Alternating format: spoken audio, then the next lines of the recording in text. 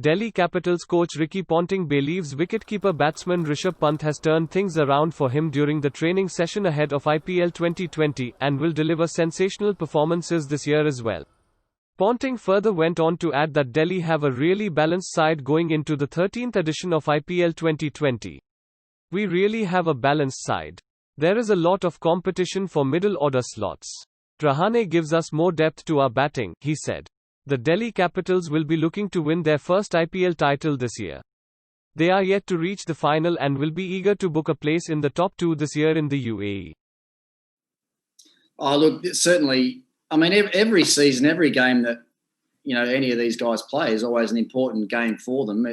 It's important personally for all of these players, probably more so the Indian players than the overseas guys. But we as a coaching group or as a team here at Delhi Capitals, we don't put any added pressure on any of our guys. We certainly as a coaching group, what we're trying to do is take as much pressure off the players as we can. We try to get them as well prepared as we can going into the first game, and then we'll let them go out there and express themselves and play the game that they want to play. I think that's a huge part of coaching, and certainly leadership is taking the pressure off. So, I've got pretty high expectations on what this team can achieve this year. I've got high expectations on what the players can achieve, but I don't expect anything of the players that they shouldn't expect of themselves. So I'm sure Rishabh will be looking to have a big IPL tournament as he did last year and as he has done in the last couple of years for the Delhi Capitals. But we as a group, we're more about one person. We're more about one player. We want to have a really even contribution from all of our playing squad through the tournament. And just watching Rishabh train, certainly the last week anyway, I think he's really turned the corner the last week, and I'm expecting him to have a really big impact on the tournament. We know he's a match-winning player, and if he can win the same amount of games that he won for us last year, then I think that should hold us in good stead.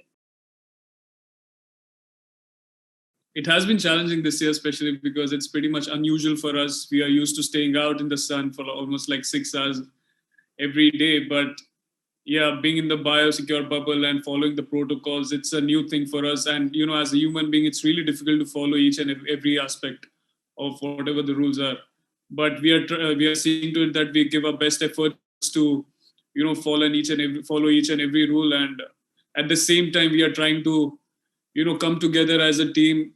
And we do certain team activities which will help us entertain ourselves off the field, and also, never make us feel that we are far away from our family.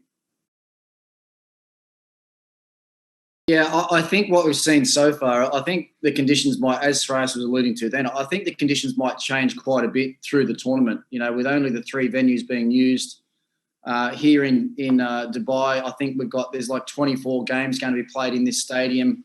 And speaking to the groundsman the other night, he's only got 4 wickets that he can use. So he's going to have 5 or more games on each pitch. So we trained at the main ground a couple of days ago.